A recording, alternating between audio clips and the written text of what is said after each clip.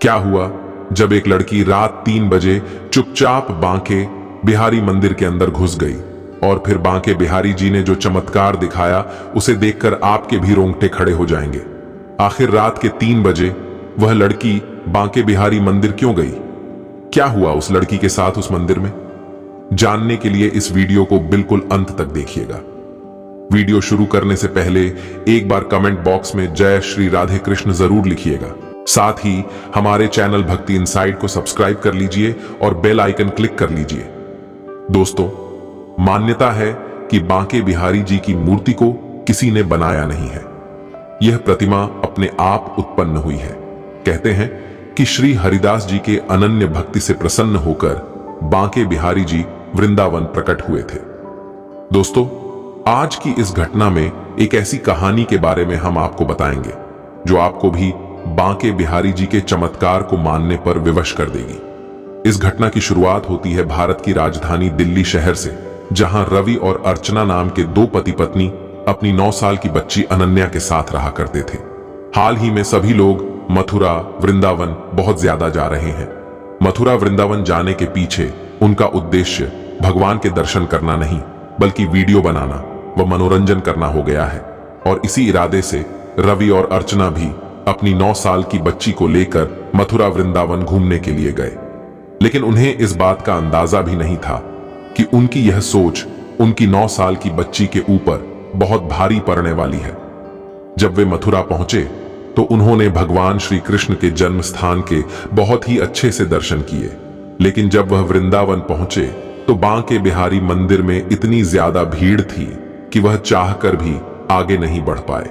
उन्होंने लौटना ही सही समझा और भीड़ के डर के कारण उन्होंने उस समय बांके बिहारी जी के दर्शन नहीं किए, जिसके बाद वह पूरे वृंदावन में इधर उधर घूमने लगे। उनके मन में भगवान के दर्शन न होने का थोड़ा भी गम नहीं था, क्योंकि वह तो मथुरा वृंदावन केवल घूमने के इरादे से आए थे। लेकिन फिर बांके बिहारी जी ने एक ऐसी लीला रची जिसके बाद रवि और अर्चना जन्मों जन्मांतर के लिए बांके बिहारी जी की भक्ति में लीन हो गए। उस समय भीड़ का एक ऐसा प्रवाह आया कि उनकी 9 साल की बच्ची उनके हाथों से गुम हो गई। वो इधर उधर अनन्या को ढूंढ रहे थे, लेकिन उसका कोई पता नहीं चल पाया था। अर्चना बहुत ज्यादा परेशान हो चुकी थी। बच्ची को हर तरफ ढूंढ ढूंढ कर उसके पसीने छूट गए थे। वो फूट फूट कर रोने लगी। अपनी बच्ची को ना पाकर रवि का हाल भी बेहाल हो चुका था।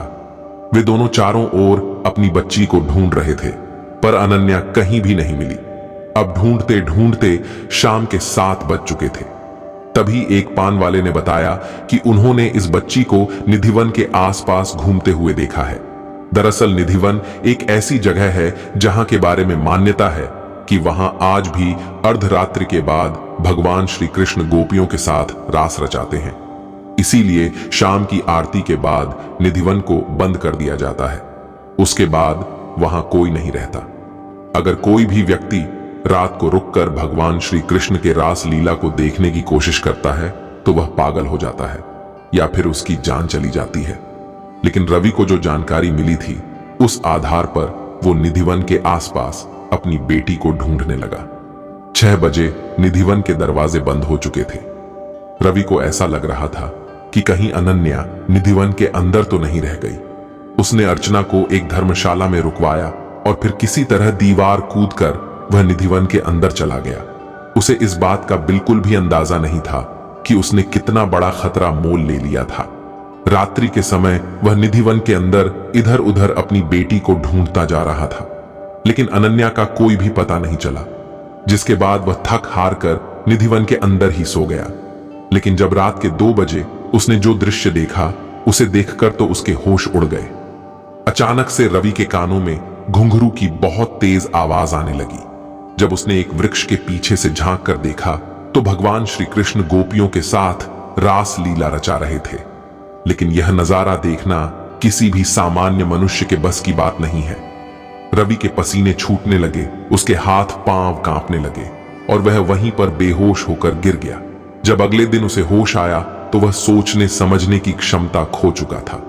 थोड़ी देर बाद उसकी याददाश्त पुनः वापस लौटी तो वह जोर जोर से अपनी बेटी और अपनी पत्नी का नाम लेने लगा। तो वह कुछ लोगों का सहारा लेकर उसी धर्मशाला में पहुंचा जहां पर उसने अपनी पत्नी को ठहराया था। वहां का नजारा काफी चौंकाने वाला था, क्योंकि वहां तो उसकी पत्नी अर्चना अपनी बेटी अनन्या के साथ खेल रही थी।